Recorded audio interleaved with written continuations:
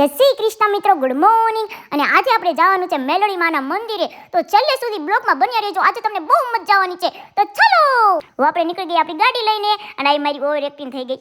આપણા ગામેથી કાંઈ મંદિર દૂર નથી તાતું, હમણાં જ પહોંચી જાશું. અને પહોંચી ગયા. ઠોંડાની અને રંગોળાની વચમાં છે આ મંદિર, કરાળવાળા મેલોડીમાં. અને કોણ કોણ આવેલું છે કમેન્ટ કરજો.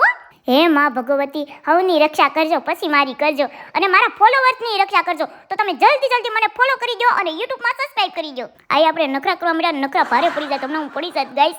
મારી પાસે શું ચાલી રહ્યું છે જોવો તમે એકવાર. પછી મેં વિડીયો શરૂ કર્યો તો ફોન આડો રાખી દીધો. કાકાનો નેનો તાવો હતો, તે પપ્પા તળવા મળ્યા પૂરી. અને આનું નામ પૂરી નું કહેવાય, કાંઈક બીજું કહેવાય, પણ મને આનું નામ નથી આવડતું, સોરી ગાઈસ. માતાજીને વધારી દીધું. માતાજી સાથે આપણે એક સેલ્ફી લઈ લેવી. માતાજી સ્માઈલ પ્લીઝ.